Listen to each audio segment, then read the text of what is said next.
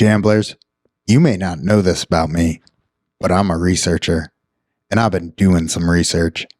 38% of males report they've gambled on sports in the last year. That's research. I haven't done research on this part, but I'm pretty sure 100% of them want a bigger unit size. Women gamble too. 25% of them. Shout out the ladies. Here's the secret though. They want a bigger unit size too. If you want a bigger unit size, we have just the subscription for you. OddsShopper.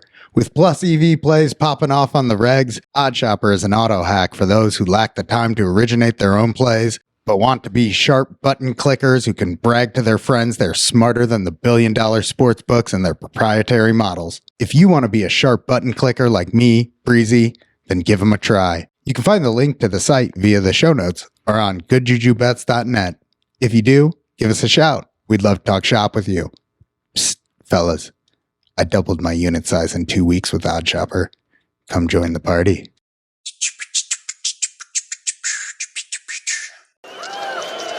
We can't lose. No, we can't lose. Enjoy it while it lasts. Gambling gods, fickle bunch. Oh, yeah. So easily affected. We have a shooter and a good one coming out for a new point. Get your bets down, ladies and gentlemen. He's a rolling point is 9, place 9. 9 a winner. Got a hot hand. Place your bets, ladies and gentlemen. They bet on absolutely anything.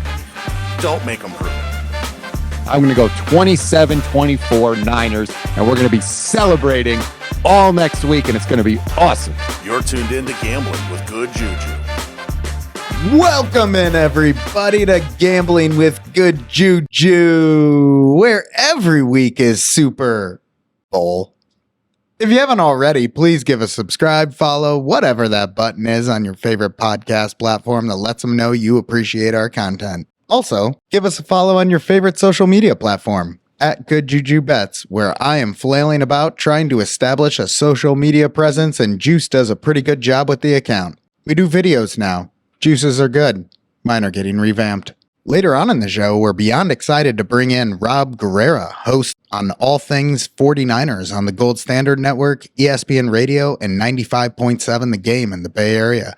You can find him on Twitter at StatsOnFire. Kurt peppered him with Niners questions while Juice and I marveled over the simple fact he's in Las Vegas. But first, we need to discuss the recent wave of hilarious gambling segments we've seen in the news, and we're breaking down all the ways we're betting on Super Bowl 58. All right. This is going to be an absolute gem. We're going to have a great episode, boys. We're going to record for 3 hours. All right. Let's kick things off. We're talking 60 minutes, the mismatch. Where's the mismatch? So they do a 13-minute segment where they talk about gambling addiction.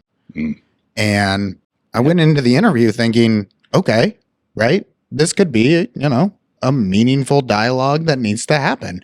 For the record, gambling addiction, real. That's a thing. That being said, the segment itself was a complete farce.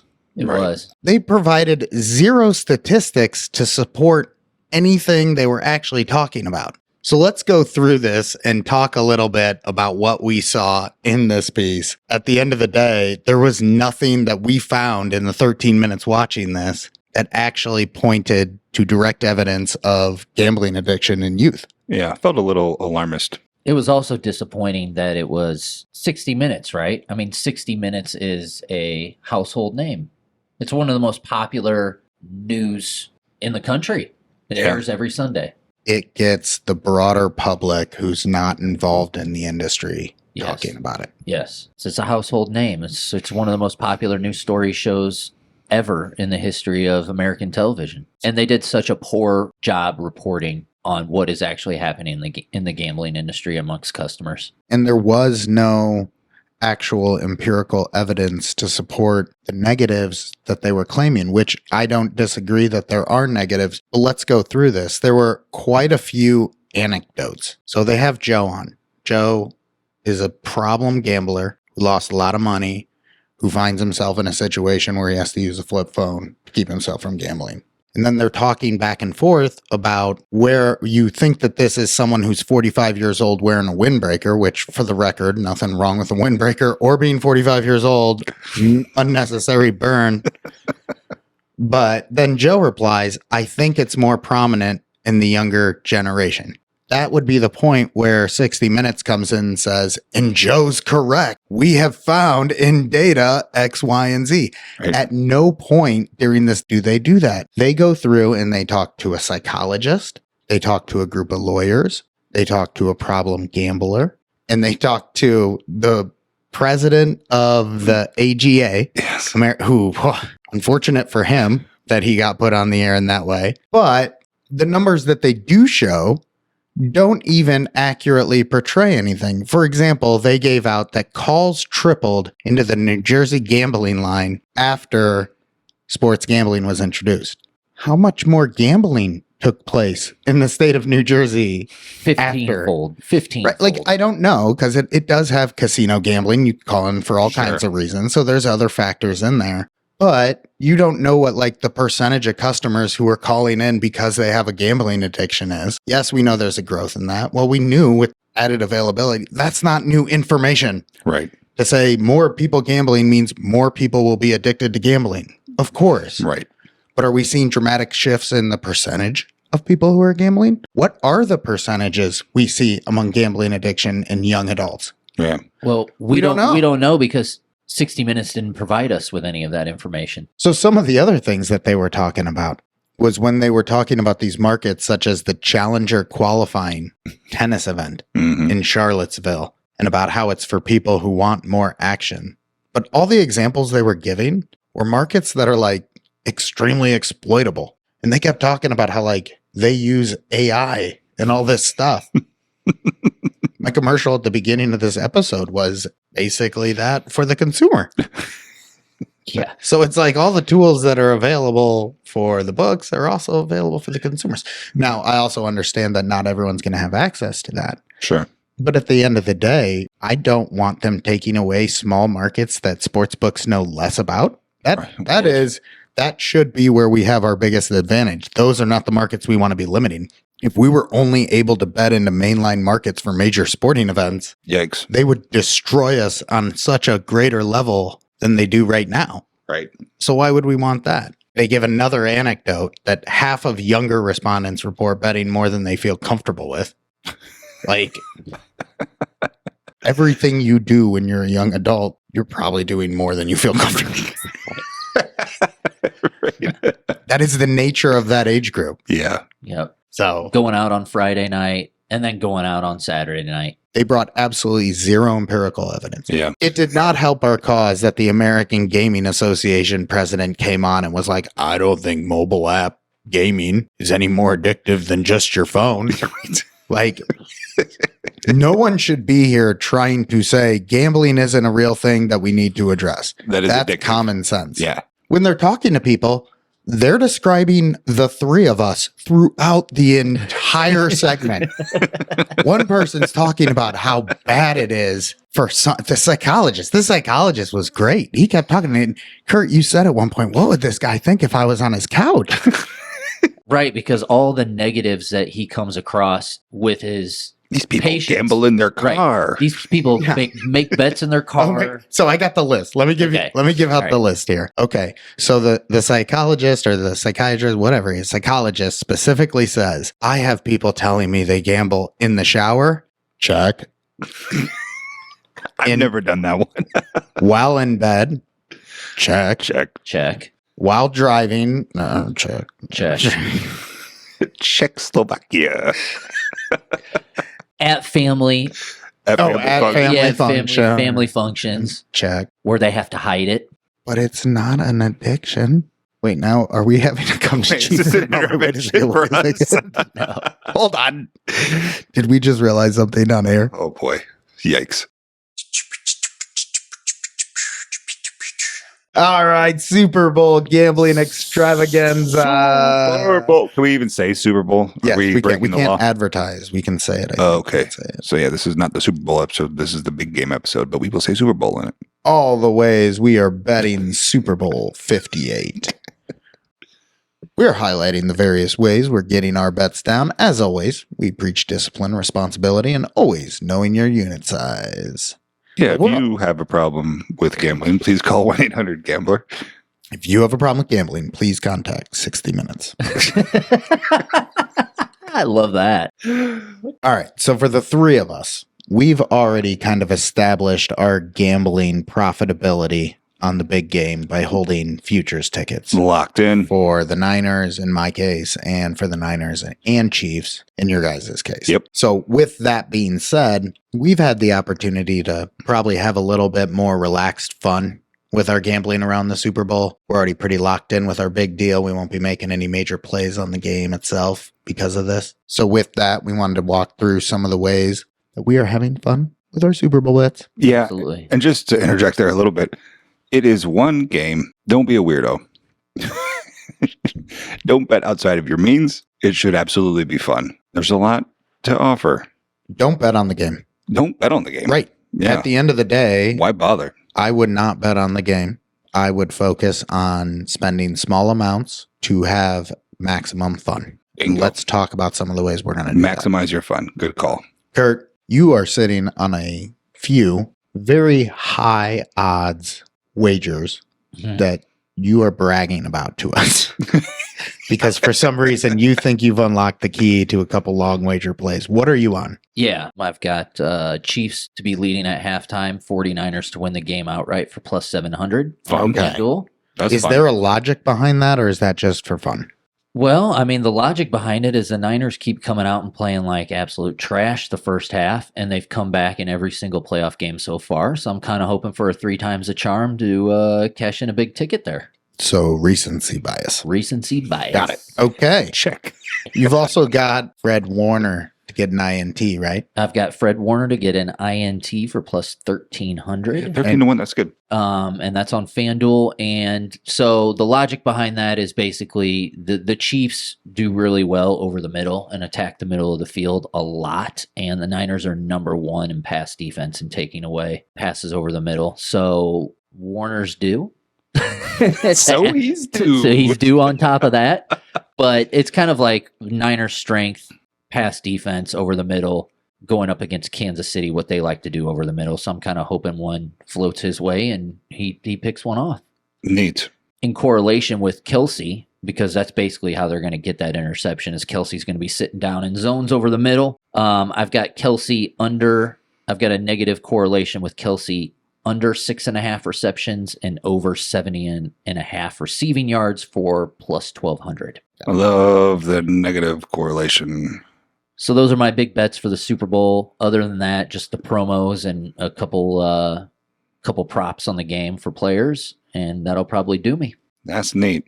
Well, for myself, outside of the promos, Mm-hmm. I've been hitting every single promo that's been available on Yeah, the I think book. I've already got like Absolutely. 10 or I know, 15. that's crazy.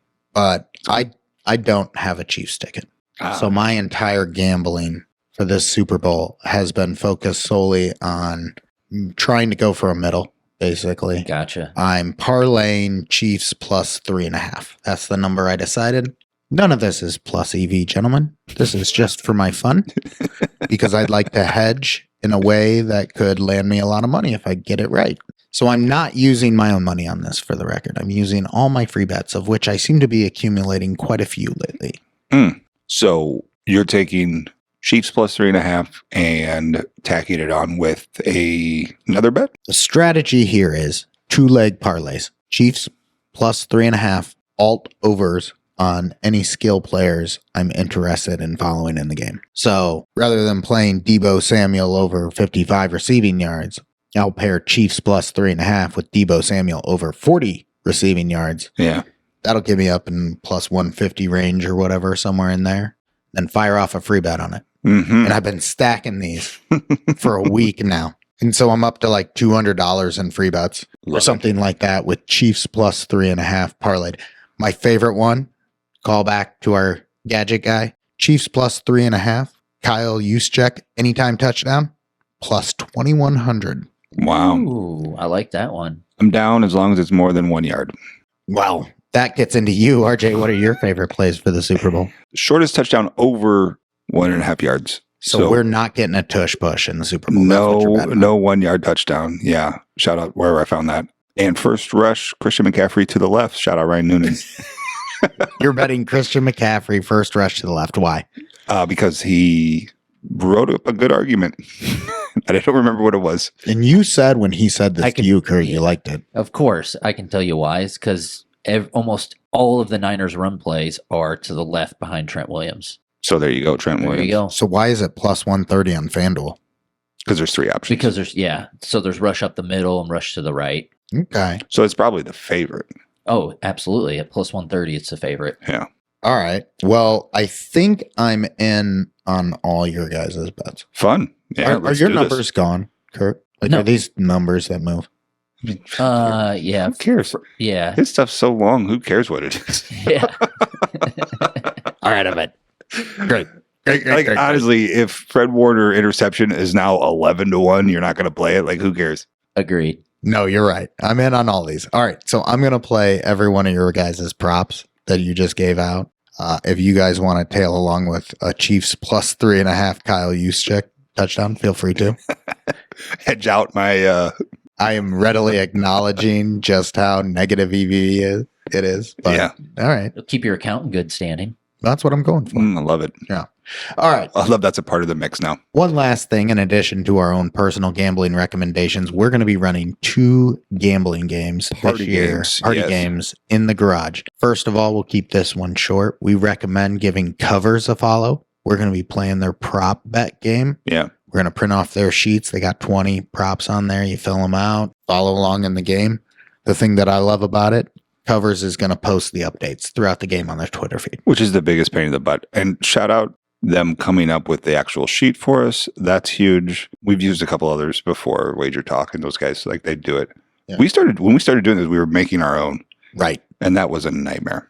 It was fun when we didn't have to gamble for 10 hours a day. Right. Now would be a nightmare. Yeah. So shout out Covers, give them a follow. Check out their Super Bowl prop sheet. We'll be running that. One other thing we're doing is we're running Super Bowl squares. Yeah, the classic Super Bowl squares. And I'll be honest, I'm actually kind of a virgin to the Super Bowl squares game. What in the It's world? so much fun. Are you serious? It is so much fun. I think maybe I did it one year with one square or something, but Yeah. I'm not a Super Bowl squares guy. So I'm excited, and we should have a pretty good sized crew, but I did not know that we needed to fill 100 squares Oh, this makes so much sense. when we first decided this.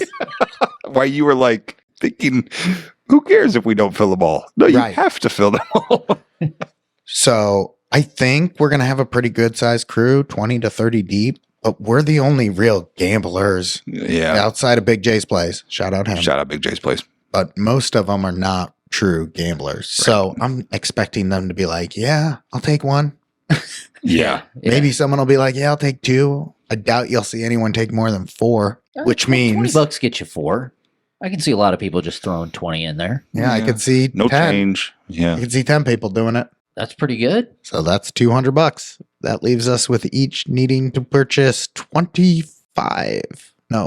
squares each. Yeah, 20 squares each.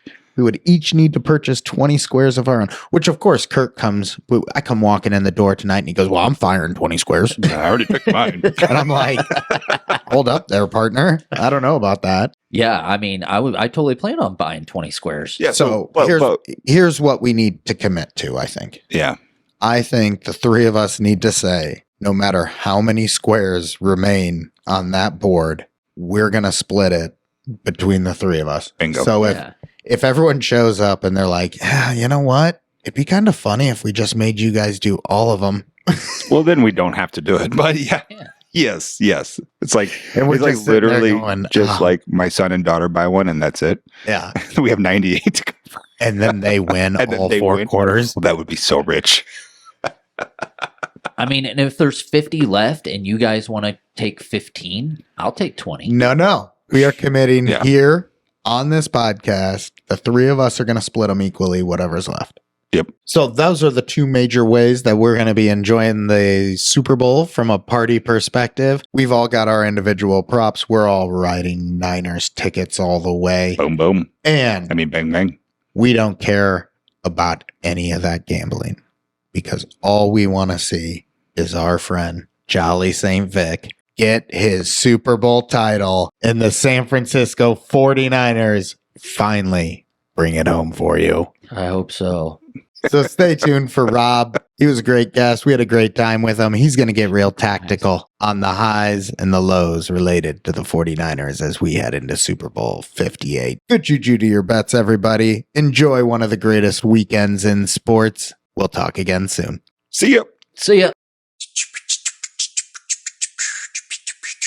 We welcome into the show Rob Guerrera, host of All Things 49ers on the Gold Standard Network, ESPN Radio, and 95.7 The Game. Rob, we know this is an exciting, busy time for you, so thank you so much for taking the time to talk with us today. No problem. Thanks for having me. Before I cede the floor to Kurt here, Rob, can you give us a sense of the vibe out in Las Vegas for its first ever Super Bowl? So I've covered about half a dozen Super Bowls now, and I can honestly say that normally the flow is Monday, Tuesday's kind of quiet, and then it picks up Wednesday, Thursday, Friday. This Super Bowl has been different. From the moment you step off the plane and you get close to the hotel, you just feel an energy. I don't know if it's because it's Las Vegas or what, but it feels different. There are 49er fans walking around all over the place, way more than Chiefs fans. I was really surprised at the imbalance there. And the energy is incredible. I was on the field at Allegiant Stadium for opening night, and it was like a Levi's. It was like a 49ers home game. Every time a 49er opened their mouth to speak, the crowd erupted. And when the Chiefs players or coaches spoke, you couldn't hear what they said because it was drowned out by the boos. So the vibe here is fantastic. What about for the players? Anything in terms of it being in Vegas that you've noticed that is any different for them? Not really. I've been to, like I said, I was at opening night. I was at the 49ers media session yesterday at their team hotel. They seem relaxed. They seem not yet bored with the questions, although I think that point is coming very, very quickly. But I think they're enjoying it. You know, it's different for the Chiefs. This is their fourth one now. A lot of these players have gone through this before. It's a lot. It's a lot of media, and the way that it's set up, for anyone that doesn't know, it's like a shotgun start. Like the coach will have their interview, and then you'll have multiple players all speaking at the same time. So, for example, I'm trying to get as much footage for our YouTube channel as possible, right? So I'll go to Brock Purdy, try to get some Brock Purdy. But I want to get other people too. So I have to decide, like, do I stick with Brock or do I leave? All right, well, I'll leave. I'll go to Christian McCaffrey. I'll go to George Kittle. I'll go to whoever. But if you leave, you don't know the questions that have been asked. So I might arrive at George Kittle 5 minutes into his press conference and want to know about, the practice field, which was a story earlier in the week. If I could ask George about that, but he may have already been asked about it, and I have no idea. It's not that I'm not doing my job. It's just that literally I don't know the questions that have been asked. But for the players, I think that gets tiring because not only do they have to do media day after day, they also can get the same questions over and over in the same media session. I do appreciate some of your approach, your tweet about the sneaks up at the podium. I was like, yes, those are Superfly sneaks. Kyle loves his sneakers. I agree. They look great. All right, Kurt, you're the diehard Niners fan. So I'm going to cede the floor to you here, bud. Awesome. Hey, thanks, Rob, for coming on. Sure. So I've been a Niner fan for going on 30 years now, and this organization has been through so many ups and downs, and I have this pessimism towards this franchise, which I think you share a little bit of. There's been a lot of, like I said, ups and downs. 4 NFC championship games in the last 5 years is incredible. 3 Super Bowl appearances over the last 12 years. But yet the ultimate goal hasn't been reached here. Is my pessimism warranted going into Sunday? Oh, you have an absolute chance, without question. I mean, this is the weakest version of the Chiefs offense that we've seen under Patrick Mahomes. Now, unfortunately, I think it's probably also the best defense, but this is what you're supposed to be prepared to handle, right? This is why you have Kyle Shanahan and the Avengers and Christian McCaffrey and Kittle and Debo. Good offenses, great offenses can move the ball and score points even against great defenses. And hell, the damn game, the rules of the game are set up to favor the offense in those situations. So you absolutely have to be able to do it. But I also understand your pessimism because you're not ready to get hurt again, right? The pain of losing a Super Bowl is something that you mentioned we've experienced multiple times. That's hard. And so you're trying to prepare yourself. You're bracing for that in case the worst does happen. Yeah. Since spring. Since spring. I've been telling these guys, like, don't bet on the Niners. They're not going to win it this year. We all put tickets in spring, and you're like, good luck, guys. Yes. Do you think that these two teams playing in the Super Bowl are the two most well-run franchises in the NFL? No. No? I think the Ravens are a much more well-rounded franchise than the Chiefs, but the Chiefs have Patrick freaking Mahomes. You know, when the Patriots were in their dynasty, what made them so difficult to beat was you had to beat the greatest coach of all time in Bill Belichick and the greatest quarterback of all time in Tom Brady, and you had to beat them at the same time. Well, the Chiefs have the greatest offensive coach of his generation in Andy Reid and the greatest quarterback of his generation in Patrick Mahomes, and you have to beat them at the same time. And they are so good that they can make up for a lot of shortcomings like we've seen with the Chiefs offense this year, right? They were good enough in the regular season, and then they got to the playoffs, and Mahomes and Andy Reid said, get on our back, and we'll carry you to the promised land, and they're one step away right now. So then what about within the 49ers organization? Because I know that as far as the organization being run within the 49ers itself, we've seen some of these hits and some of these misses, but we've seen really this top-down hierarchy that Kurt's talked about a lot, where they seem like they're lockstep with each other from the coach to the GM up to the president. Outside of the Ravens, do you think that the 49ers are sitting there as one of the best run organizations in the NFL overall? I do. You don't reach this level of sustained success that the 49ers have had without having that. They've been, like you said, to 4 NFC championship games in 5 years. Honestly, I think it might have been 5 out of 5. If they didn't have the most injuries that a team has had in the NFL in a single season to that point in 2020 in 10 years, I think they would have gone to the 5th straight NFC championship game.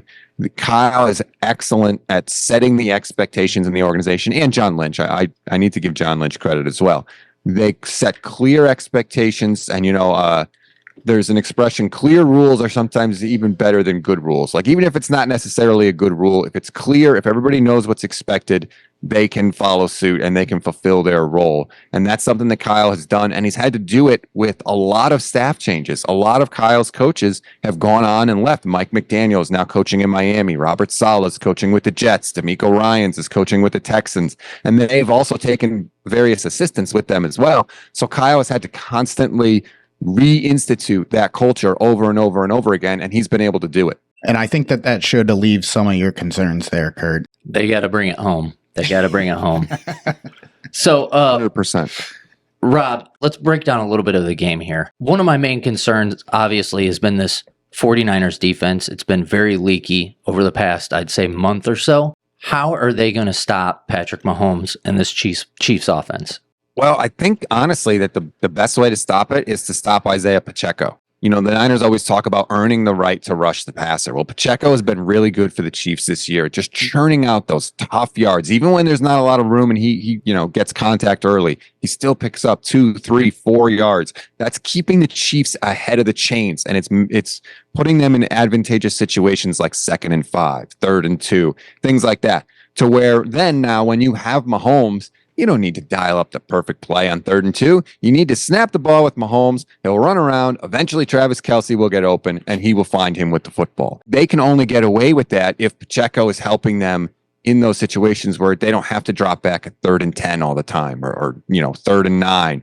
Much more difficult situations where defensive coordinators can be a lot more exotic. So I think if you want to slow down Mahomes and the offense, remember, this is not the same offense that we're used to seeing. The Chiefs were 15th in points per game this year. That's literally almost the definition of an average offense, even with Patrick Mahomes. And yeah, he's going to make plays and stuff, but I honestly think the 49ers defense, it's not going to be like it was in 2019. It won't. The Chiefs will get theirs, but it's not just going to be, I think, like this flood of points that Steve Wilkes is going to have to try and stop. To a certain extent, though, I feel as if the 49ers defense has struggled some, especially in recent weeks and throughout the playoffs. Against the run, specifically against the run.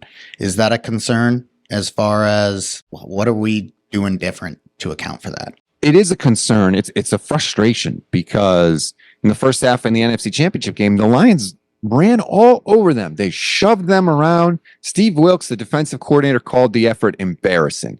And I actually caught up with Steve Wilkes on opening night, and I said, Steve, does your defense have a chip on its shoulder because of everything that we've been saying? I mean, that's what everyone has been saying about this defense. Hey, they're really struggling right now. And, he kind of played it off. No, I don't think so. They're going to get back to it. I think he was giving me coach speak. I think they do have a chip on their shoulder, and they should. that's the frustrating thing from a fan standpoint is we've seen this defense be dominant. I'm old enough to remember the Cowboys game in week 5. I was at Levi's for that game. I remember the Eagles game. I remember the game coming out of the bye against the Jaguars where the defense just absolutely suffocated teams. So they have it in there. It's not like they don't have the players for it. They're still relatively healthy, but we haven't seen them reach that level. And they got to summon it up from one game. Find the courage. Do what you got to do. Take a Red Bull before the game, whatever it is. Figure it out, man. The championship's on the line. I just got chills. I know. This is amazing. So it looks like the Niners are going to have some pretty good matchups going into Sunday. I just saw Thuney is going to be possibly missing this game. And then you've got Bosa with a great matchup on Taylor. How are the Chiefs going to prepare for the Niners pass rush? By holding. That's what I I want to agree. hear. I still have nightmares over the Wasp play and Nick Bosa getting the inside arm on the inside of his jersey and getting pulled down to the ground. That gives me nightmares to this day. Bosa himself said it before they left. They said, what are your thoughts on the Chiefs tackles? And he said they hold a lot. But he literally said they were right up there, I think, among the top of the league in penalties. They're not very good. They hold a lot. It almost reminds me of the Seahawks Legion of Boom defense from a few years. Now it's not a few years ago. I'm just really old. They held all the time, and they were like, the refs aren't going to call it on every play. Like, yeah, we're going to get some flags, but they're not calling it on every play. So ultimately, it's a win for us. I think the Chiefs tackles are the same thing. Like, we're going to hold. Yeah, we'll get some flags, but if it's what we got to do to protect Mahomes and give the offense a chance, and if you look, unfortunately, the Chiefs holding penalties have gone down in the playoffs significantly. And I don't think it's because they've stopped holding. I think it's because in the playoffs, the officials are usually, more of the let them play type thing. So I think the Chiefs are going to be able to get away with some stuff. And I think that's why you saw Nick Bosa talk about the Chiefs offensive line and the holding, because I think they're trying to get the word out. They're starting to get the campaign going to the officials. Hey, these guys hold a lot. Unfortunately, the head referee in this game is Bill Vinovich, who was the head referee in Super Bowl 54, who did not call any holding penalties against Nick Bosa or on Nick Bosa when he was getting held. So the combination of the refs letting the Chiefs hold more, the fact that the Chiefs hold a lot, and the fact that the official calling the game doesn't call a lot of holding penalties may be a problem for the Niners. Your reference to the playoffs and referees loosening up a little bit in the playoffs, does that retighten for the Super Bowl, given the stakes, the stage, all that? That is a loaded question to 49ers fans, because I remember Michael Crabtree in the end zone on 4th down, getting absolutely bear hugged by a Ravens defender. No flag in the game. Later in that game, the Ravens are punting. This was a brilliant decision by John Harbaugh. And they just want to kill the clock because they already have the lead. And he tells his team, hold the 49ers. We'll be in the end zone. We'll take the safety, so we don't care about the penalty. Hold them like crazy because we want to burn as much time off the clock, because even if you get the holding penalty, they don't put the time back on the clock. So they snap the ball. The Ravens players, if you watch the replay of that game, and I've watched those highlights multiple times because I'm a psychopath, they are dragging down 49ers players. They are mauling them. They're pulling them down, and the refs never even throw a flag on the play. So it was like 6 or 8 seconds get taken off the clock, and then there's no holding penalty. The Ravens go out of the back of the end zone. So the officials keep the flags in their pocket in the Super Bowl, sometimes in the biggest moment of the game, and it's very frustrating. Rob, Isaiah Oliver was signed this offseason, and it was to play the nickel, and it was mostly meant to be able to cover these big-bodied wide receivers in the slot. Do you think there's a chance that the Niners could play him and shadow Kelsey this game? God, I hope not. Isaiah Oliver's been bad this year. He has. I know he's a slower corner, but he's big. And the Niners just don't have anybody outside of Warner and Greenlaw that's big enough, I think, to man up with Kelsey. So how do you see the Niners defending Kelsey? With a stick while he sleeps. That seems to be the only way you can beat him. Yeah. I don't think they're going to go too much man. The Niners are primarily a zone team. I think maybe in the red zone they might go man just because Kelsey is so good. But to me, I would try to just do it with Warner and Greenlaw, especially Warner. I mean, this is why you got Fred Warner. This is a guy with the speed. He's one of the best coverage, if not the best coverage linebacker in the NFL.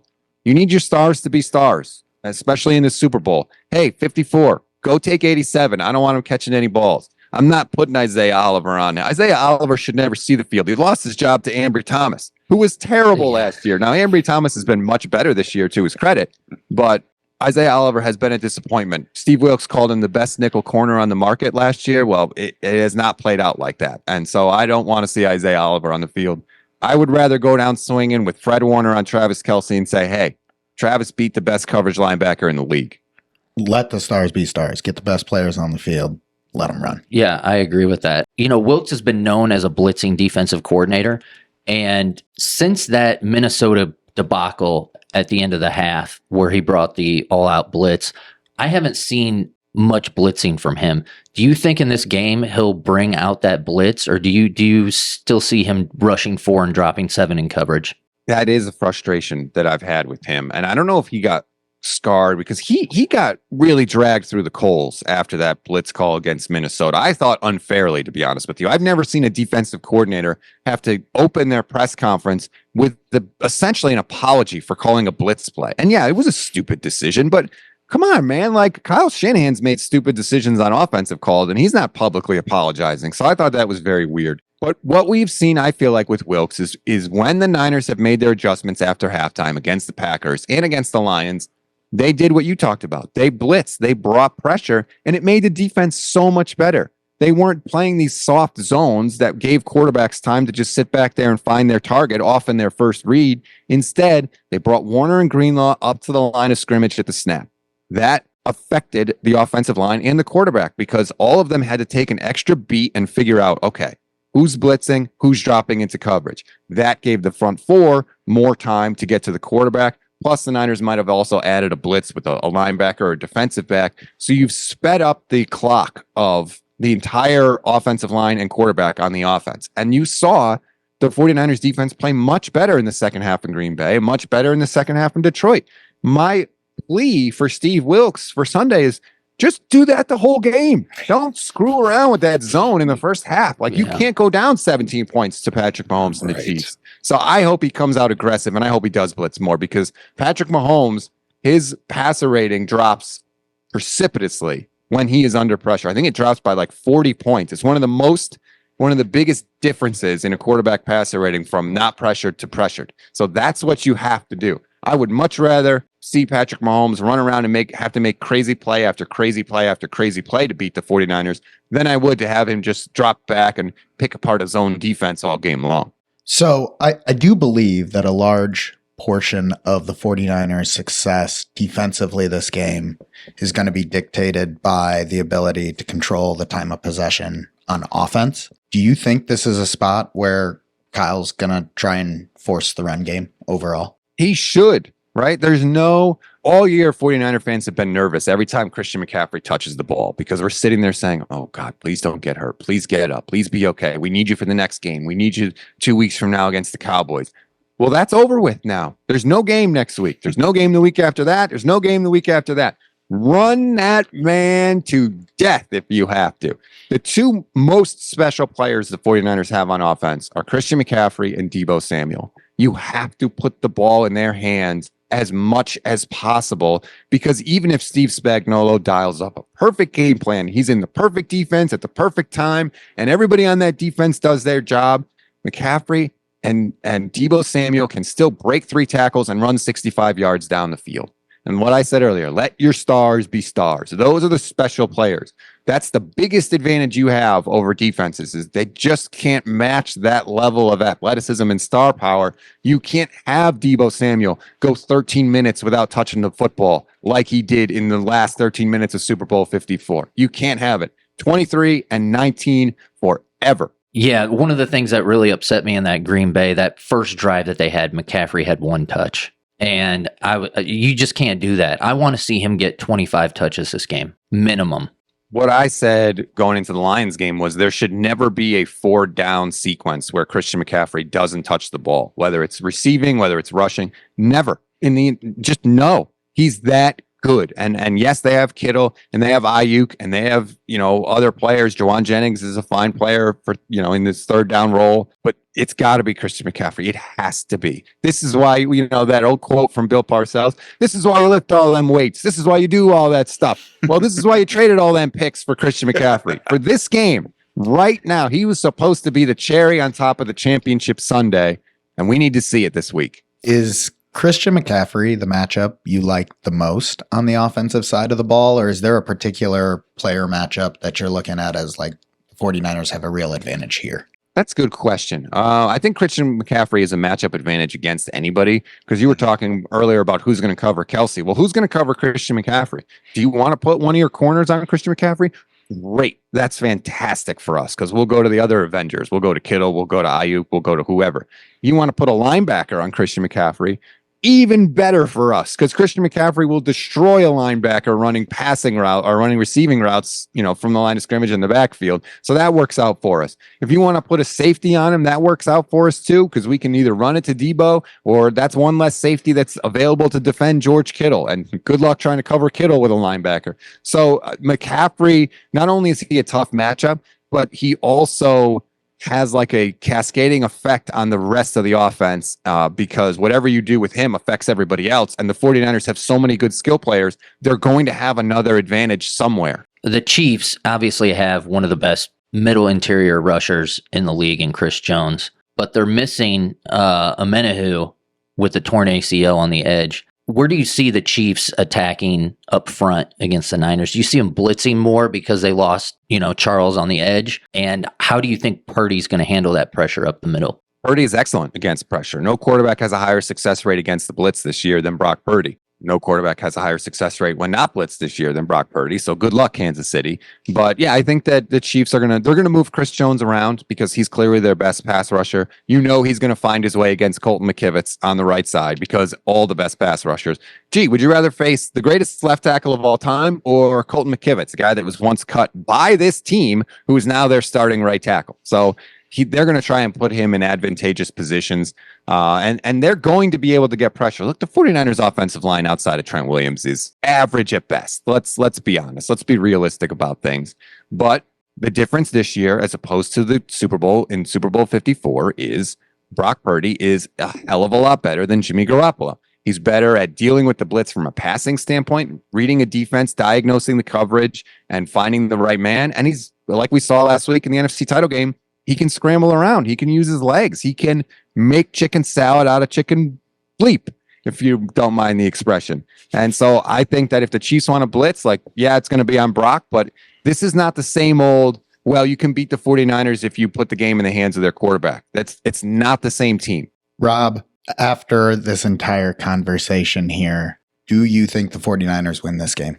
Yes, today. I admit, I am going a little bit more with my heart than my head, because I do feel a little bit of that pessimism, trying to protect myself. But the 49ers have the better team. And while they don't have the better quarterback, they don't have Jimmy Garoppolo. If the 49ers had Brock Purdy in 2019, they're the Super Bowl champions. I have no doubt in my mind. And I think that the 49ers can play a similar game on Sunday. I think that this team has a hunger that can only come from not having your first championship, from getting so close and failing. They have a special kind of hunger that the Chiefs just can't match, because they've already had so much success. So I'm going to say the 49ers get it done. I'm going to go 27-24 Niners, and we're going to be celebrating all next week, and it's going to be awesome. It's going to be a good week for the Gold Standard Podcast Network. I'm confident. Thank you, Rob. One final question that has nothing to do with the Super Bowl, but you were there. We'll get to it real quickly here. Oh, boy. On September 17th, the Rams and 49ers were playing.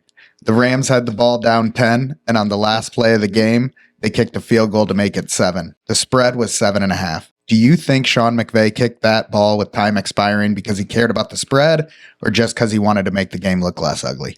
I think he wanted to make the game look less ugly, and I've never forgiven him for it because up to that point, it was the 49ers had beaten every team by at least 2 scores. And you couldn't say that because the Chiefs kicked the Rams kicked that stupid field goal. So then it ruined that stat for me. So I had to say, well, they beat every team by 2 scores except for the Rams, but they kicked a meaningless field goal. It just doesn't hit the same way, you know? So I'll never forgive Sean McVay. You are the second media member to confirm for me and for my good friend Ryan here that Sean McVay probably didn't kick that because of the spread. Oh, that was me, the point spread guy. I know.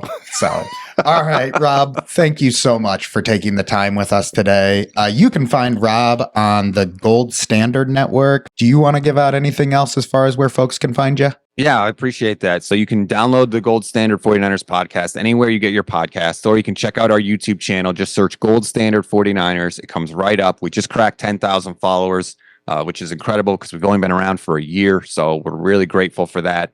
We're going to have a lot of guests this week: Drew Brees, Max Crosby, Trevor Lawrence, Saquon Barkley. So we're hoping to talk to a lot of people who've played against the 49ers, get a little bit of a scouting report. So I promise, just give us a chance this week and we will keep earning your time.